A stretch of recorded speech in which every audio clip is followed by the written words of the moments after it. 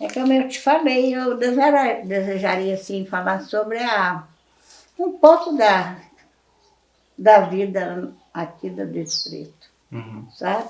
Eu trouxe aqui uns lembretes, que senão eu fico vou adiante e volto atrás.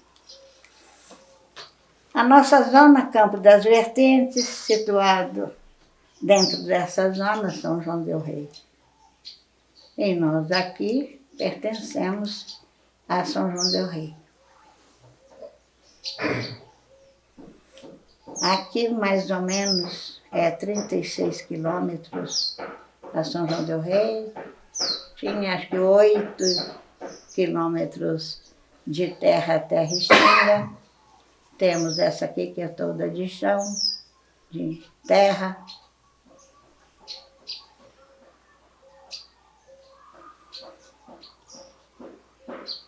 E eu queria aqui falar também sobre o acontecimento os começos, né, da nossa vila. Essa nossa vila está situada no caminho dos tropeiros paulistas, Estrada Real. O que eu conheço, o pedaço que eu conheço, é aquele ali que vai para o Tim. Hoje a estrada de carro é por fora, mas ali tinha um atalho que saía até ali na fazenda do Tim, tá? Então ali eu lembro desse corredor. E esse corredor, que é essa estrada real, ela atravessa aqui o distrito e vai até Piedade, o corredor, que eu conheço, mas com certeza mais para frente. Esse corredor está quase sempre tomado pelos proprietários, mas existe ainda sinais. Principalmente aqui, nessa divisa aqui, ali onde vai para o Chaves e para a Vendinha, abaixo tem um pedaço dele, passa por ali, Alto do Vininho, e vai por aí afora, em Boabas. E o fim mesmo eu não sei, mas esse pedaço eu posso contar porque ainda existe vestígios dele. Aqui sendo uma estrada real, e os tropeiros paulistas atravessavam, levando mercadoria, trazendo minério. Aqui existia muito ouro, e com a situação de existência de ouro desses minérios, existia também fóssil, porque é onde que dá origem um tal de batatá, né? Boitatá, né? Eu mesmo já vi por 2 vezes uma bola de fogo que anda, é o excesso do fóssil na terra. Mas de uns tempos para cá, a gente não vê mais, não tem visto. Porque com essas plantações, a terra, as plantações já esgotou um pouco dessa resistência desse fóssil, tá? E aqui existia umas fazendas, como a Fazenda da Beta, Fazenda do Engenho, Fazenda do Cedro, Fazenda do Chaves. Essas 4 que eu tenho mais conhecimento. A do Cedro eu visitei, mas frequentei pouco. A do Chaves, embora minha família mora lá, mas também não frequentei muito, não. Ela era situada mais ou menos no embique do córrego do Rio de Peixe, chegando no Ribeirão. Era por ali. O último morador de lá, que eu me lembro, ele chamava Francisco Pedro, o povo se tratava de Chico Pedro. Não lembro se era viúvo, mas ele tinha um casal de filhos. Inclusive, a filha chamava Maria. E meu tio Geraldo aí, até foi namorado dela. E eles lá dançavam muito. Naquele tempo antigo, gente, o povo dançava muito. Era uma dança, no meu agrado, mais suave, mais serena, né? Agora hoje, com certeza, é aquele mais correndo, o povo está com mais força, né? E aí também, nessas fazendas, tinha esses, no tempo de barões, eram homens de posse. E aqui na fazenda do Engenho, até aqui eu tenho melhor conhecimento, porque a minha avó foi nascida, criada ali. Então, a gente tem maior conhecimento. Naquele tempo, eles não encontrando assim, não combinando entre eles o lugar que seria o local para construir uma capela, porque, principalmente o do Engenho, ele era devoto de São Miguel. Como de fato o nome dele era Miguel mesmo, sabe? Então, eles não entrando em acordo, o que eles fizeram? Eles reuniram e encontrando lá, combinando, eles resolveram sair de cada fazenda a cavalo. Naquele tempo só tinha cavalo, né? Em uma determinada hora, cada um saía de sua casa, indo em direção um do outro, ali seria o local. E aonde está situada a nossa capela, que hoje é uma matriz, né?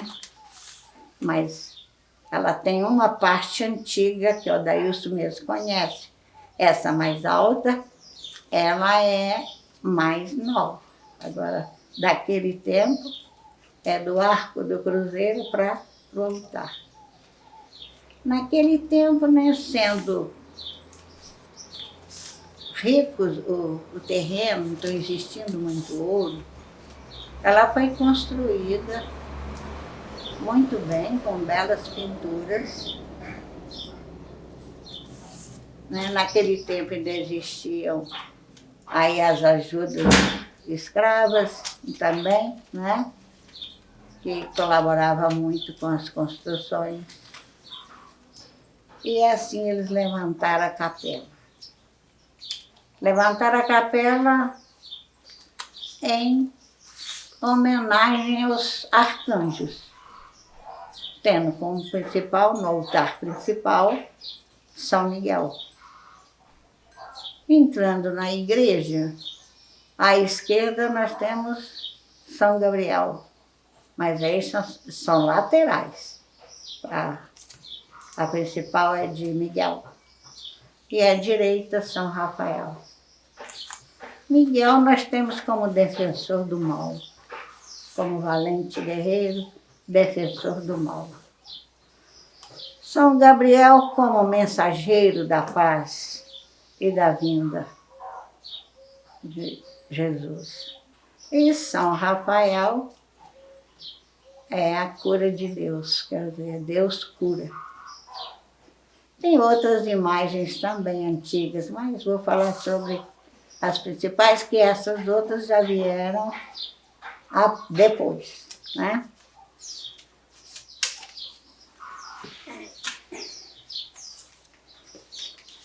Nessa fazenda do Engenho, existia muito assombração lá, contadas, né? Como diz, histórias com são lendas, né? Certo ou não, né? Agora a história com H são verdadeiras, né? Então lá aparecia assombração, um grande barulho à noite, para espantar os moradores. E depois, logo de manhã, tudo estava em paz.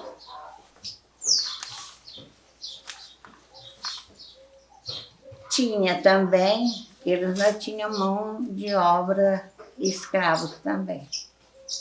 Então, mesmo não sendo da fazenda, naquela época, uns fugiam, vocês quem sabe a história sabe.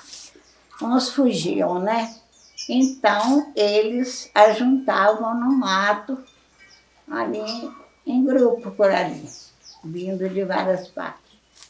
Então, chamava de quilombo. E deu origem a um pasto dessa fazenda do engenho de quilombo, onde que eles refugiavam. Tem também com essa, como eu te falei, o boitatá, também dava muito por ali, saía bem. Então eles viam aquele fogo, no outro dia não parecia nada queimado. Para eles que não entendiam, era um mistério, né? Era uma assombração, era uma coisa diferente.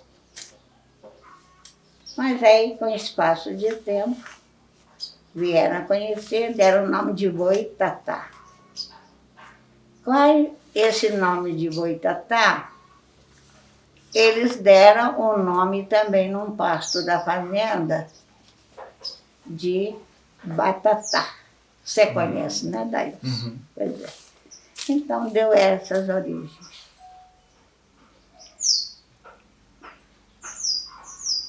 Os vestidos fazendeiros.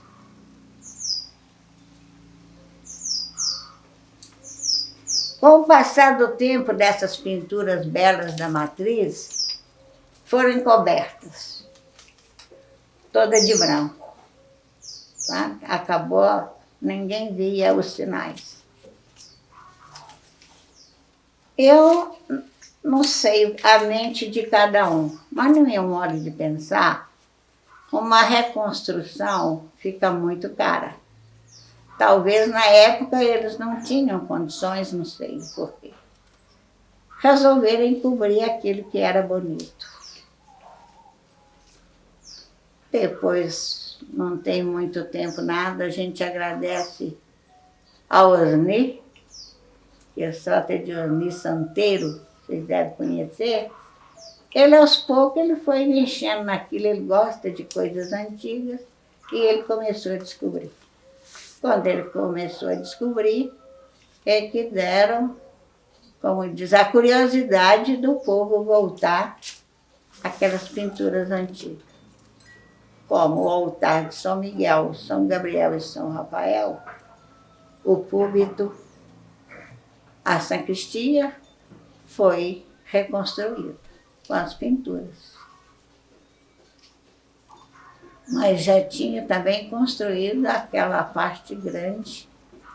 Aquela parte grande, a capela era muito pequena. Com a extração do ouro, então vieram assim, muita gente a trabalhar e começaram a construir a nossa vida.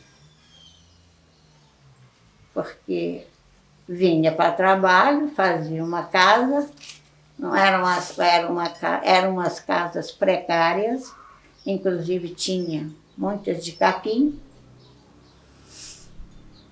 e foi formando o arraial. Hoje ele expandiu um pouco, não muito, mas expandiu bem. Em vista. Terminou aquela... Hoje as casas são mais suficientes, né? De uma moradia de família. Tem uma casa de capim, por exemplo, corre muito risco. Principalmente quem tem família, né? A gente, criança não pensa. Então a gente, graças a Deus, nesse ponto melhorou muito. E aqui nessa estrada real, eu lembro, passava muita boiada. Eles falavam que iam para o sertão. Mas esse sertão eu não conheci, não. Era muito bonito. Aí eu já era menina mais grandinha. Lá na entrada, lá o boiadeiro vinha sempre na frente com um grande berrante. Então ele dava uns 3 toques lá no princípio, caminhava, de vez em quando ele passava na frente, quando o gado queria desviar, ele passava na frente, tornava a tocar, o gado acompanhava, chegava por aqui, afora aqui, tinha poucas casas aqui, não tinha muitas lá não. Aqui mais ou menos até ali, o Chico Rita por ali. Ali ele, as últimas vezes que a gente via ele tocar o berrante, o gado acompanhava. Hoje não tem mais isso, porque pena que os atuais de hoje não viram. Porque eu gostava muito. Gente, criança gosta de novidade, né? Mas não tem mais hoje. O gado não anda a pé mais, né? Como nós também não andamos a pé. A vida aqui foi bem difícil. Para vacinar uma criança tinha que ir em São João, em caminhão, né? Às vezes a cavalo. Quantas vezes buscou médico a cavalo em São João, 36 quilômetros para essa estrada de terra, até que chegasse para ver o doente, até que o doutor examinasse, voltasse o portador com o médico, e em São João comprava o remédio para trazer para a família, para aquela pessoa que estivesse doente, ou criança. Morria também crianças na época. Não tinha as vacinas, não tinha nada, né?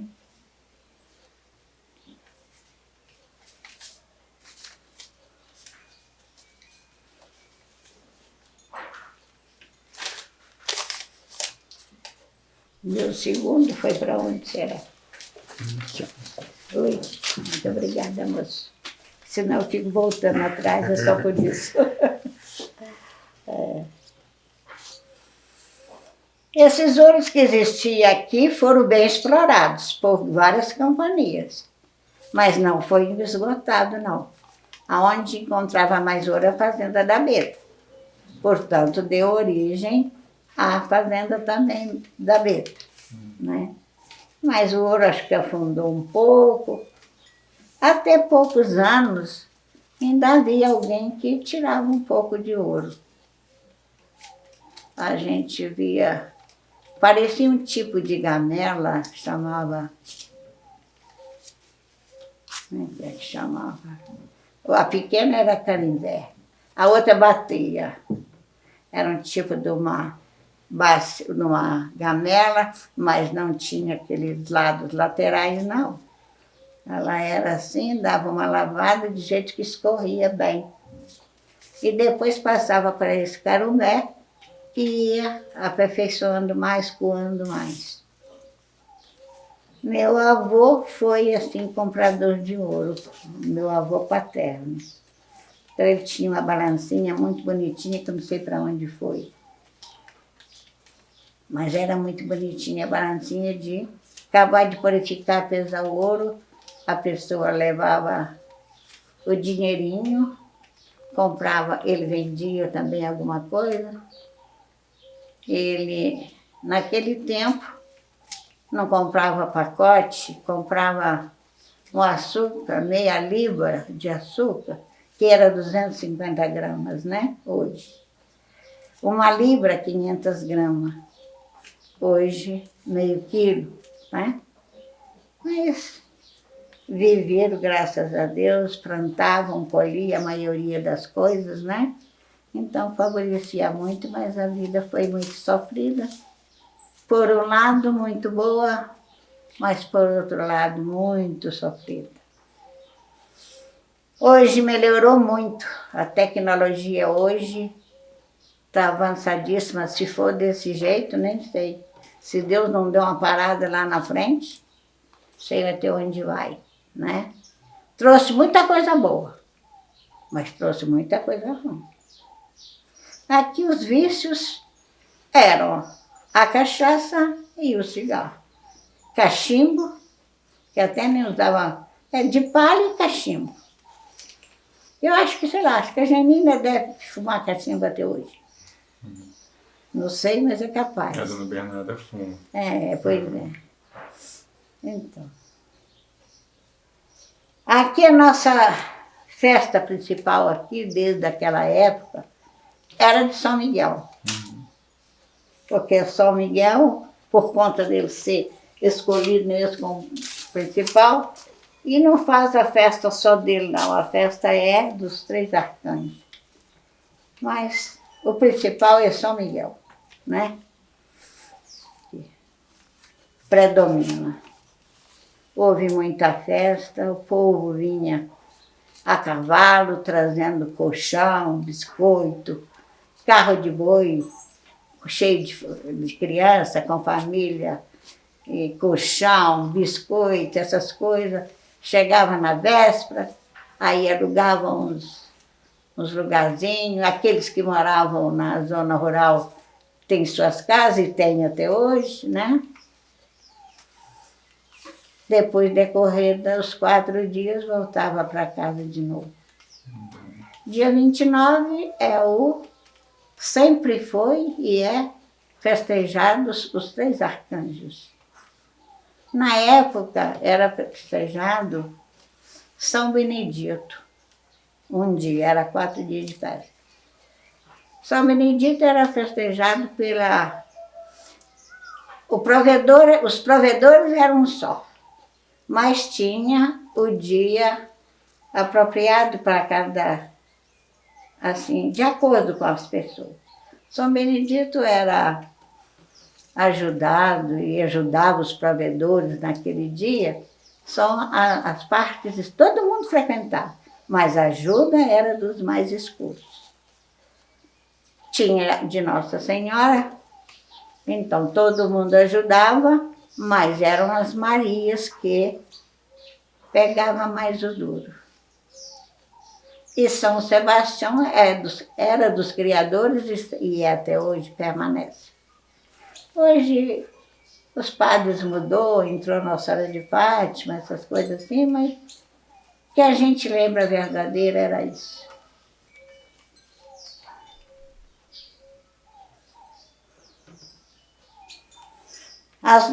Depois da festa de São Miguel, era a festa de Santo Antônio, 13 de junho. Então essa festa tinha fogueira.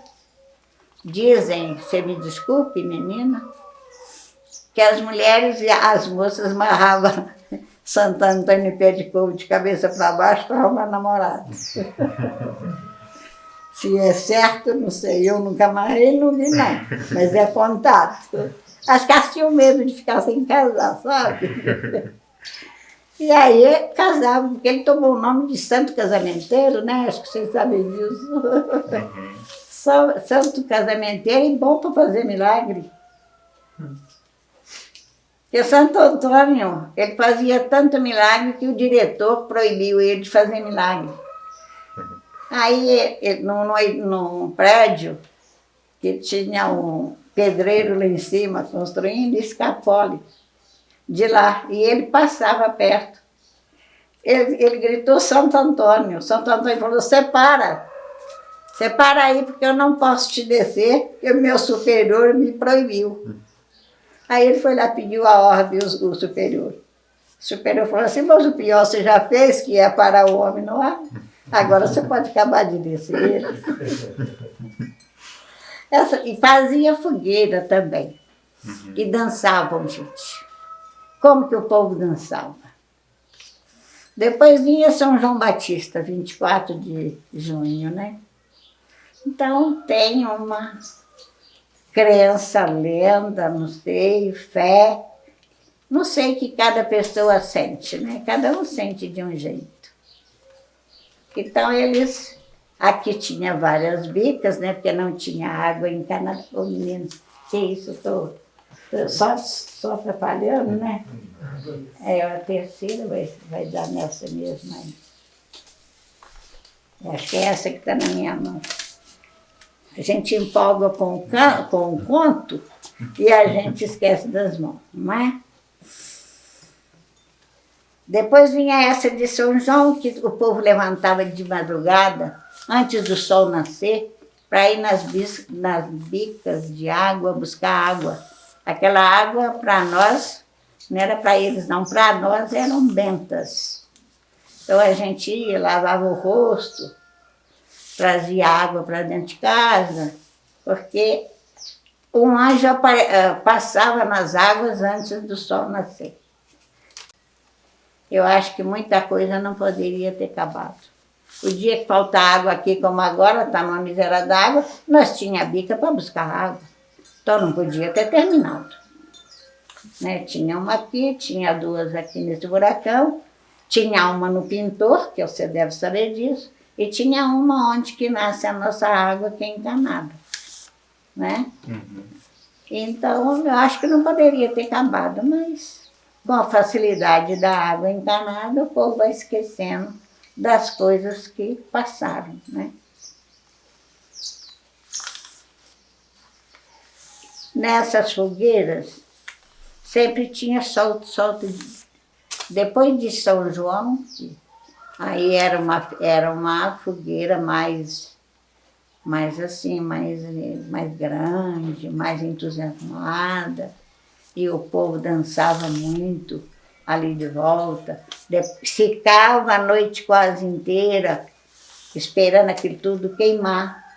E tinha uns que passavam, né, nas brasas sem sapato. E não queixava queimadura, não. Não sei como foi, não sei. Depois vem São Pedro e São Paulo, eram as 3 fogueiras.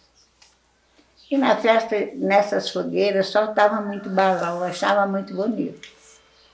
Perigoso, mas bonito, hoje proibido, né? Mas aqueles balão, quando começava a abrir, subir, aquilo ia, a gente acompanhava até bem longe, até desaparecer.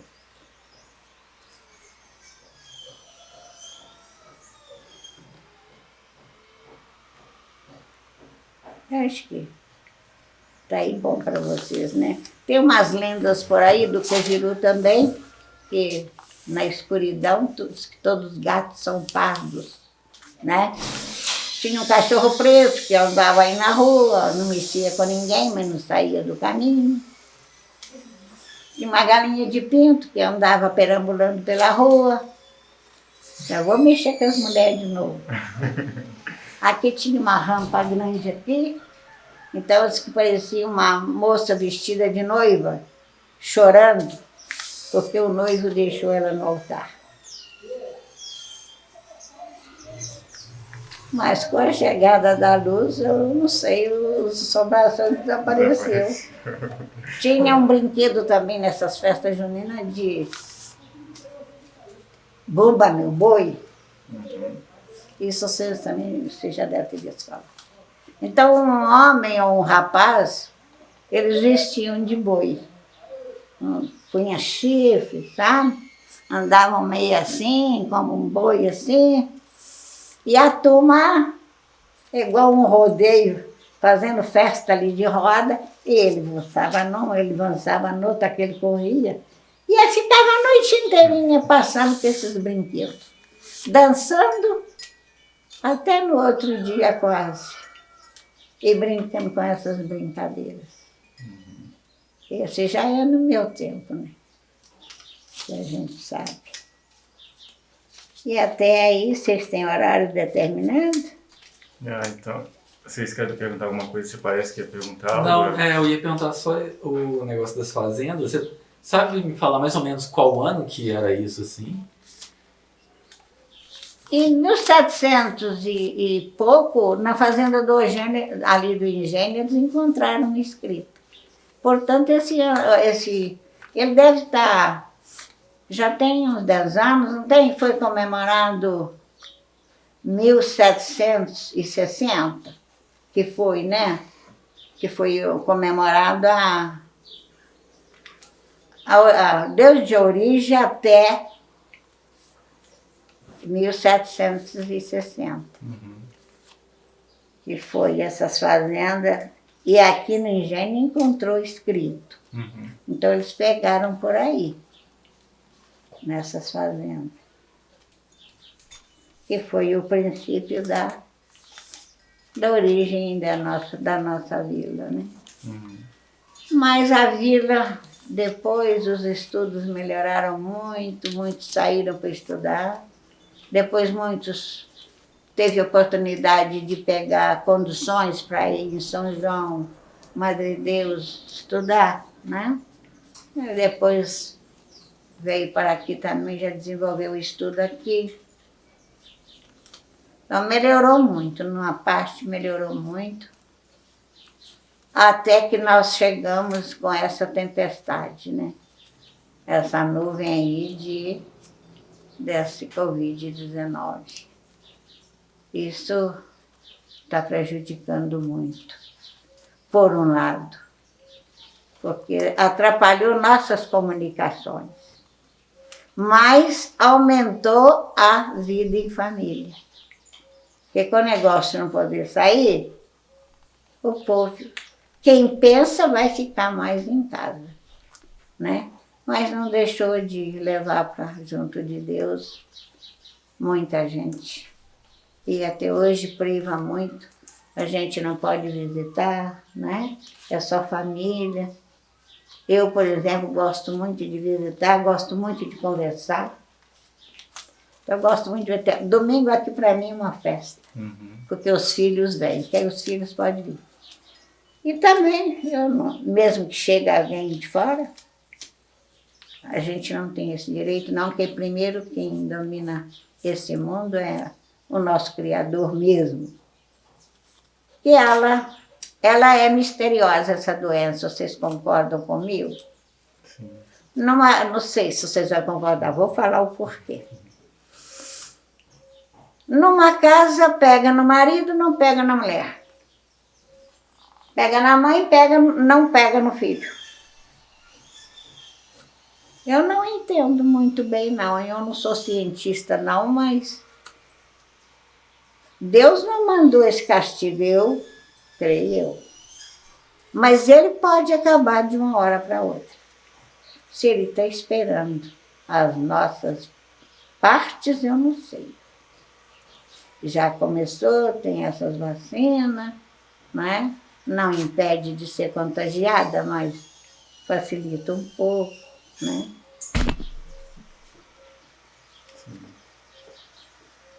Pablo. O tempo de vocês está determinado?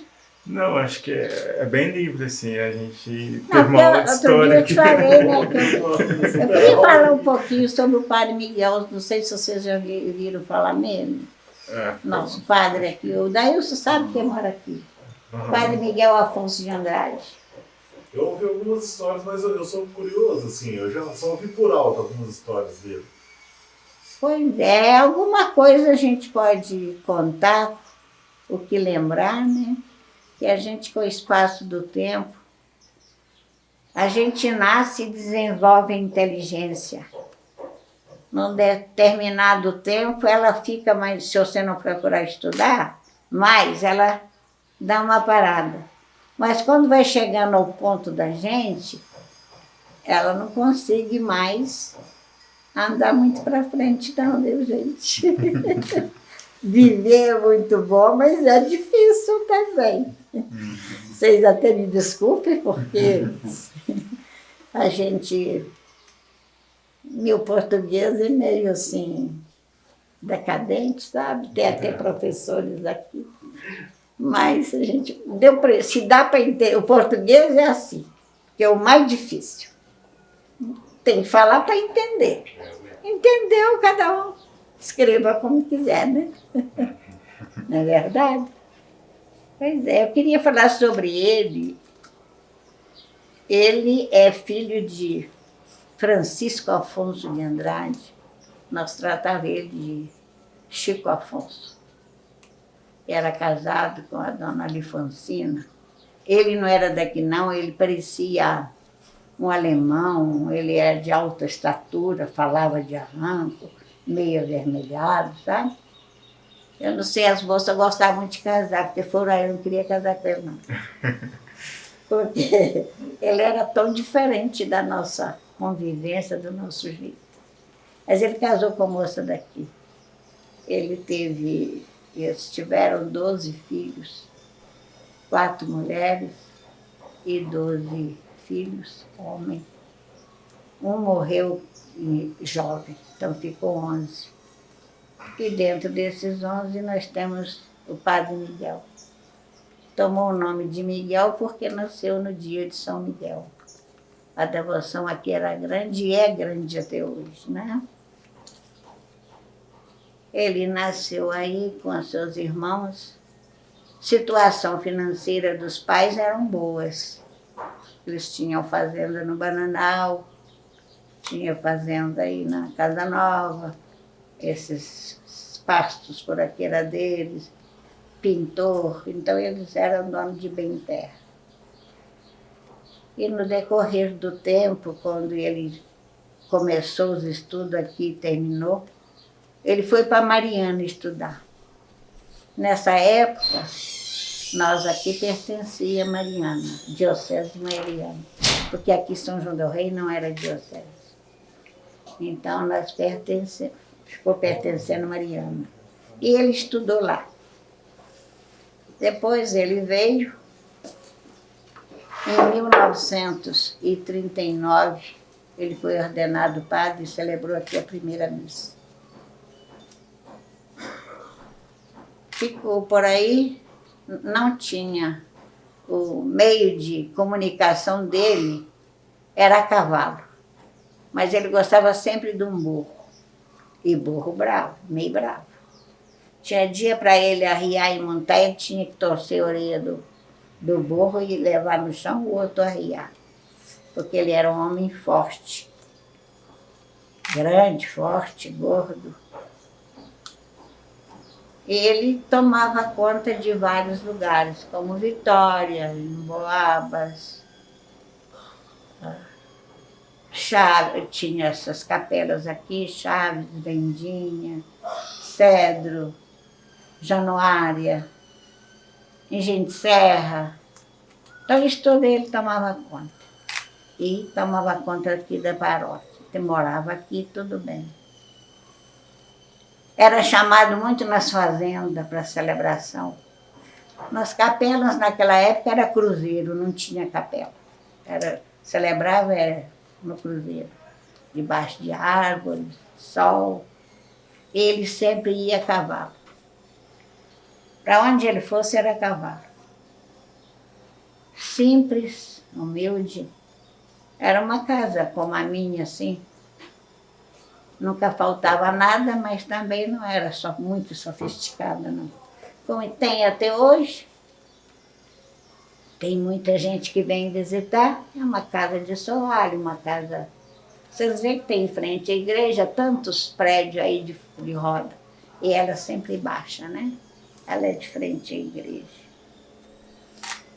Ele gostava muito de andar, assim, pelo mato. A irmã dele era a professora Ana Fonsina de Andrade, uma das mulheres.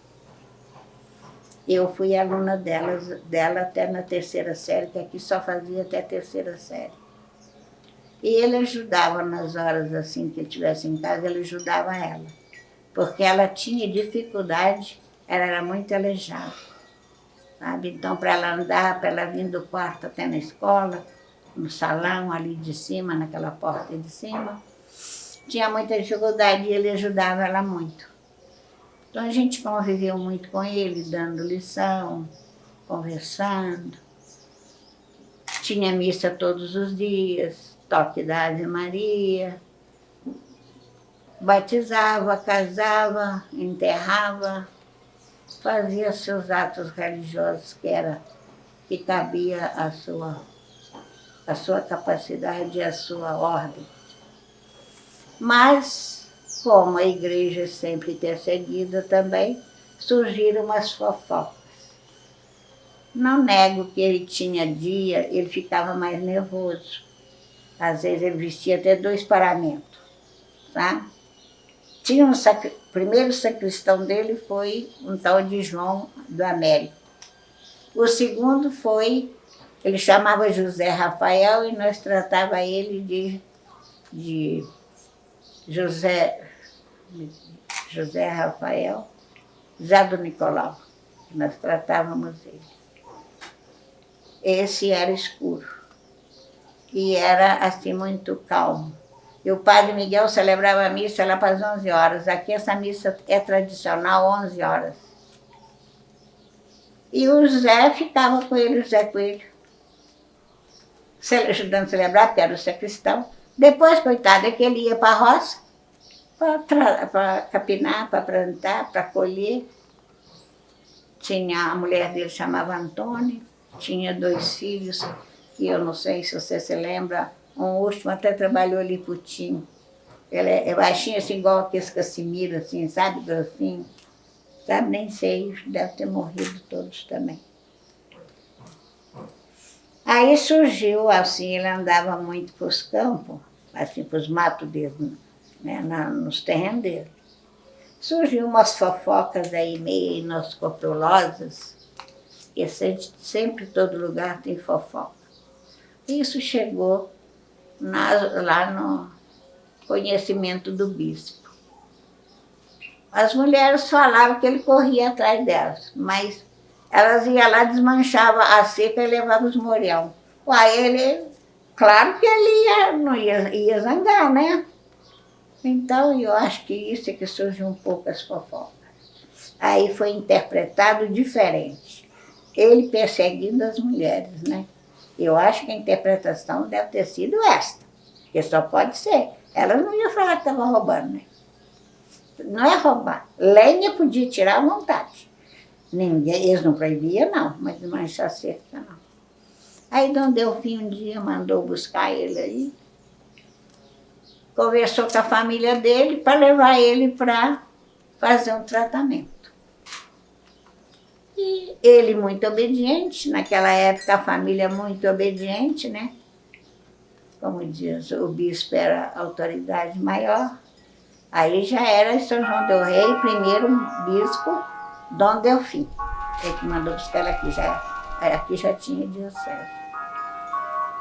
Aí levou ele, mas levou ele e colocou ele em Barbacena no meio dos loucos. Naquele tempo, graças a Deus, hoje tem pouca gente louca, né? Mas naquele tempo tinha bem e era um sanatório em Barbacena. E colocou ele lá. E ele muito obediente, ele foi muito obediente do princípio ao fim. Suspendeu ele de ordem e levou ele.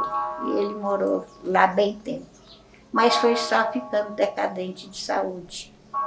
Porque louco ele não era, ele tinha aí umas crises assim, de mais nervoso, assim, como eu falei, celebrava com 2 paramentos, essas coisinhas.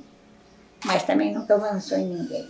Então, até que um dia um padre lá de Barbacena, se não me engano, chamava Francisco.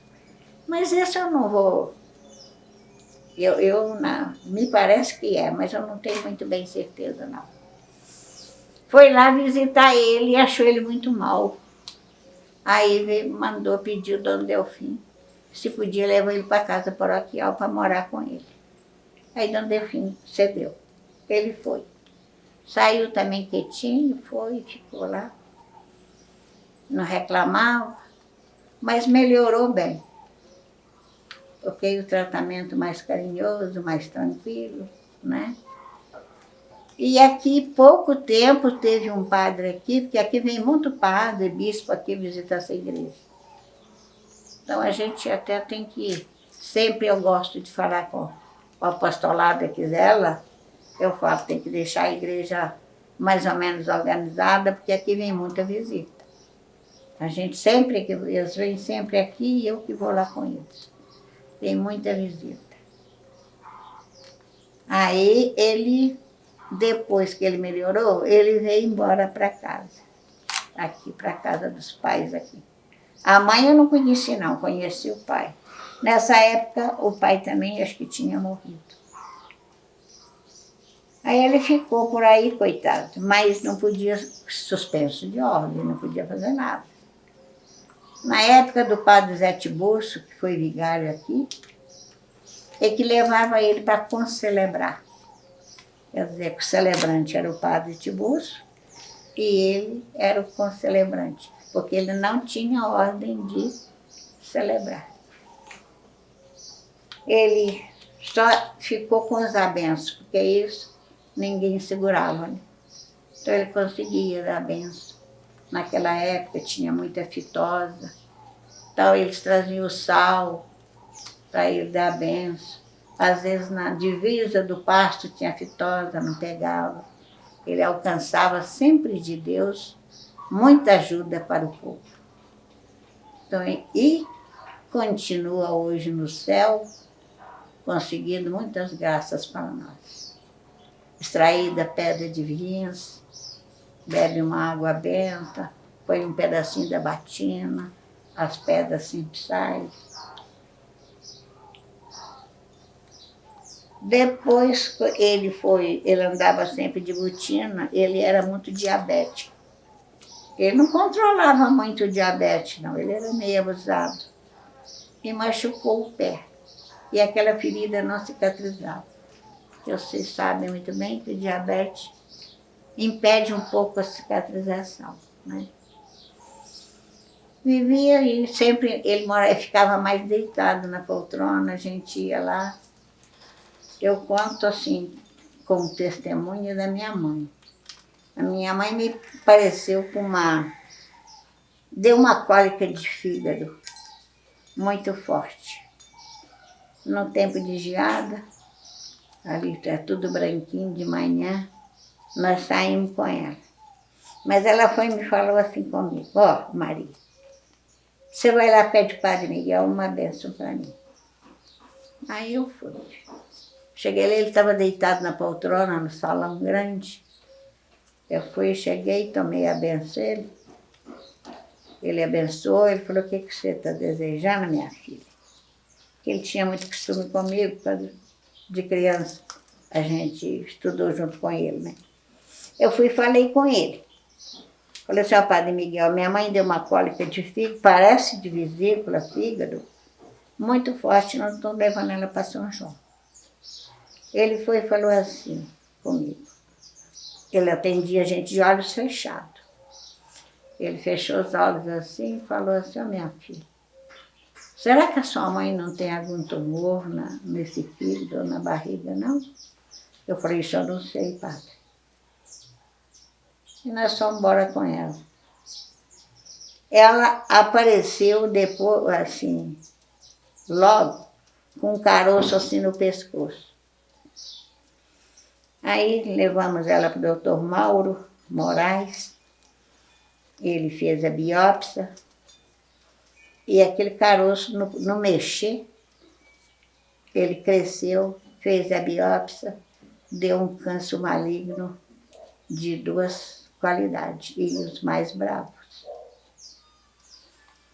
Não é que ela viveu 10 anos, 10 meses de sofrimento. Nós levamos para Belo Horizonte para fazer quimioterapia, que naquela época aqui em São João não tinha. Nós levamos ela para Belo Horizonte, esteve internada lá. E ela, o proveniente, o tumor da barriga, do fígado, da vesícula, é que nasceu esse do pescoço, sabe? Depois ela ficou internada 5 meses aqui na Santa Casa e acabou falecendo. Aí ela inchou a barriga toda, a gente via aqui. Eu fico imaginando que ele já sabia. Ele já sabia, antes de médico, antes de tudo, ele sabia. Ele me perguntou: será que ela não tem um tumor na barriga? Não, minha filha. Nessa época que a minha mãe estava internada, que ela ficou 5 meses, ele também foi internado. Nosso quarto era de parede de meia, sabe? Saía de um, entrava no outro. E eu fiquei com ela esses 5 meses de resto. E eu ia no quarto dele, que ele chegou depois dela. Eu ia no quarto dele sempre, pedir a bênção e conversar um pouco com ele deitado na cama. Aí ela dava dor tão forte que já não tinha mais ortopecente que tirasse aquela dor. O médico até um dia ainda falou: meu Deus, se Deus existe, como que não tem um remédio para melhorar essa dor, essa mulher com essa dor? E ela ficava muito agitada, porque dor, você sabe, né? Todo mundo fica incomodado. Aí eu fui lá no quarto dele. O médico tinha falado que ela tinha poucos dias de vida. Eu fui no quarto dele e ajoelhei assim perto da cama dele e falei com ele, ao Padre Miguel, eu vim pedir ao senhor uma bênção para minha mãe e fazer um pedido ao senhor. Ele foi e me segurou as minhas mãos dentro da dele. Eu falei assim, eu quero que o senhor, vou pedir a bênção do senhor, mas vou fazer um pedido que o senhor reze por ela. Porque eu não quero, na hora dela atravessar, ela seja muito incomodada. E aí a pessoa está no sentido dor, dá desespero, fala que não precisa, às vezes que não quer, que não, né? Então é normal isso. Ele foi e falou, abraçou minhas mãos assim e falou, ó, minha filha, você pode estar tranquila, sua mãe vai morrer serena, sem sentir nada. Mas ele morreu primeiro. Que eu lá no corredor ainda vi ele descer. O aniversário dele era 29 de setembro, que era Miguel, né? São Miguel, que já veio pela origem, porque naquele mais tempo antigo, o nome da pessoa era o dia do santo. E ele acabou morrendo no dia 29 e enterrado dia 30 de setembro. E a minha mãe morreu 17 de outubro. Quer dizer que ela durou ainda uns 16 dias. Mas como ele falou e rezou por ela e abençoou, ela morreu serena, sem dar sem mexer com o braço. Perdeu assim e não voltou. Então eu tenho muita fé. Aqui todo mundo tem obtido muitas graças dele. Então eu não queria deixar de falar um pouquinho sobre ele. Vocês me desculpem porque eu estou prolongando. Foi ótimo. E mais muito obrigada a vocês. Desculpe de alguma coisa. A gente Mas agradece. eu agradeço. Mas no mesmo tempo vou deixar nas mãos de vocês uma grande responsabilidade. E eu ainda ajudo, né? Jovens, sou muito amiga de jovens, eu acho que hoje eu te falei outro dia. Sou muito amiga das crianças, gosto muito de criança, gosto muito de jovem. Porque já fui jovem e tenho dó dos jovens. Porque uns conseguem seguir um caminho melhor, outros não. Então nós precisamos dar muito apoio aos jovens. E isso está nas mãos de vocês, jovens, hoje, gente. Vocês são adultos, vocês têm que... Acho que muito novinho aqui. Quem que é o mais novo aqui? Ai, você, quantos anos, meu filho? 26. 26? Então, já passou, é jovem, não é adolescente. Porque o carinho com as crianças, a criança que tem o carinho pequeno, ele é um adolescente diferente. Não é esse carinho de tá bajulando, não. É um carinho, mas ensinamento também. Hoje, graças a Deus, com a tecnologia, ainda não sabe falar, já tem um celular. Isso eu tenho medo, não sei, mas vão pedir para Deus proteger, que eu rezo para eles todo dia. Para as crianças, para os jovens, para as famílias. Para quem tem os vícios, porque a pessoa às vezes quer sair do vício, mas não consegue. Também às vezes vem criado assim, não muito. Tem uns que não querem essas coisas que vocês estão empenhados, sabe? E vocês não podem deixar perder isso. Vocês têm que dar uma ajuda a essas crianças, esses adolescentes. E está nas mãos de vocês esse continuamento, esse caminho que vocês pegaram. Então fica na responsabilidade de vocês. A gente ainda ajuda em alguma coisa, mas agora eu mais ajudo um pouco na igreja e acho que já estou quase precisando de dar uma parada. Porque você fica lerdo, você esquece de alguma coisa. Né? Então, assim, às vezes outra pessoa mais novo, Porque a gente está precisando de ir para os nossos lugares, são os jovens, as famílias, as pessoas que estão em meia idade. Eu acho que tem que pegar, porque o nosso mundo de amanhã, nosso Brasil, nosso mundo, vai ser de vocês para a parte infantil. A nossa não já está terminando a nossa estrada. E tenho muita vontade de terminar como sou. Fui casada há 50 anos, vivi muito bem. Sou viúva há 13 para 14 anos, sabe? Tenho meus 8 filhos, que pensam diferente como eu. Não aceito certo, não gosto de certas coisas, mas a tolero, aceito, porque são meus, né?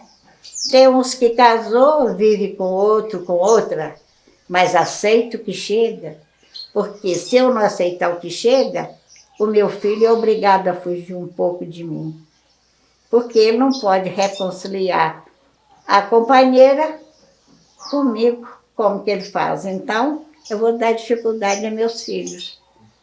E não sou assim.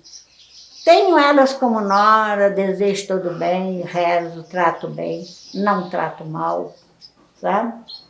Gosto muito dos meus netos, embora diz que eu paparico muito e eles é bem levadinho. Mas eu gosto, a gente quando vê que a pessoa é levada, por isso é que eu gosto de jovem. O jovem, quando é muito atrapalhado, sabe? Eu procuro ser amiga. Não é que eu concordo com ele, mas é sendo amiga que eu conquisto ele, sabe? Então eu sou muito amiga dos jovens e das crianças. Tem criança que me toma benção. Eu falo Deus abençoe, porque nem eu que abençoo, é Deus que abençoa, né? Mas sempre, eu não sou revoltada com a juventude. Eu tenho dó da juventude e das crianças. Que Deus ouça as nossas palavras e que Ele abençoe esse mundo, que tudo corra bem. E eu só desejo para vocês um bom serviço. E que vocês mantenham firme. Gente, permanecer nesse caminho não é fácil não, viu? Não é fácil. Tem hora que dá vontade de largar tudo para lá. Mas vocês têm que pensar que vocês têm um compromisso aqui nesse mundo. Vocês são chamados para esse compromisso. Cada um com seu carisma. Um para cantar, um para dançar, um para ficar bem bravo, né? Mas nós somos chamados para isso. Então, Deus, não é assim, estou mexendo na religião porque é Deus que nos criou, tá? Porque eu não gosto não, eu sou católica, apostólica romana de verdade, mas pode ter crença que for, são meus amigos, conforme às vezes chegam na minha porta, eles falam comigo, eu falo, pode falar um pouco? Eu falei, pode. E eu não desejo passar para a sua, porque já estou amadurecida na minha. Mas nós podemos ser amigos, por que não? Toda religião tem gente boa e gente ruim. Ó.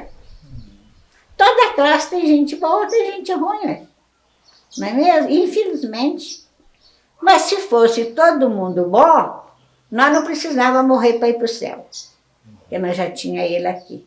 Se fosse todo mundo mau, não precisava ir para o inferno, porque já era o inferno aqui, né? Então, é assim. É um para cantar, um para dançar, um para ler, outro para pegar numa enxada. Cada um tem o seu carisma, as coisas que gosta, sua vocação. Você não acha? Então, vocês agarram nela. Eu perdi uma, que eu adorava ver tocar violão e comecei a aprender. Mas depois, sabe, os maridos antigamente eram muito rígidos. Quando mesmo comecei a namorar meu esposo, eu ainda estava tocando ainda. Sabe, eu tinha um primo que tocava muito bem também, eu já acompanhava bem, nós cantar como que eu já cantei nesse mundo. E gosto de cantar. Hoje a gente não tem uma voz de resistência, mas ainda gosto de cantar até hoje. aquelas modinhas antigas, aquelas coisas, sabe? Então, profiar verso, isso tudo era comigo. A senhora Não toca cresci mais, muito violão? não, mas eu pulei bem. A senhora não toca mais não, violão? Hein? Mas se Não, se você aí, pegar um aí violão, a é senhora porque toca. aí cortou, sabe? Sabe por quê? Porque ele me proibiu. Aí ele me proibiu. E- Aí eu já não cantava mais com as minhas amigas, já não pude continuar meu violão.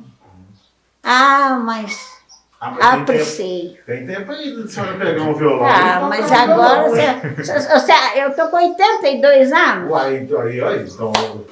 82 anos, Boa, sabe? que isso? A gente fica assim um pouco frustrada com a perca do esposo, porque parece coisa que, sei lá, achei muito bom o casamento e quem escolhe essa vocação, eu acho que deve viver ela assim, saudável. A minha foi. Trabalhei muito, perdi 2 vezes tudo que tinha, mas recomeçamos de novo, sabe? Nunca reclamei, trabalhei, ajudei. Mas com a perca do marido, não é fácil a gente uma vida de viúva. A primeira é que dentro de casa, eu cuidava de tudo. Mas lá fora, esses maridos mais assim do meu tempo, eles não davam licença a gente de conhecer muita coisa. Então, dentro da casa a gente rege, mas lá fora é mais difícil para mim. Eu não fui acostumada com isso, sabe? Mas hoje não, né? Hoje está muito assim, marido e mulher assim, quase que na mesma linha, né? Mas um conselho que eu dou, se que alguém aqui é casado e vai casar, ontem que doar mais um pouco. Porque 2 pessoas não coincidem de ter a mesma natureza. Então, um tem que doar. Ó, santo Deus, a hora. Agora você está aceitando o café, né?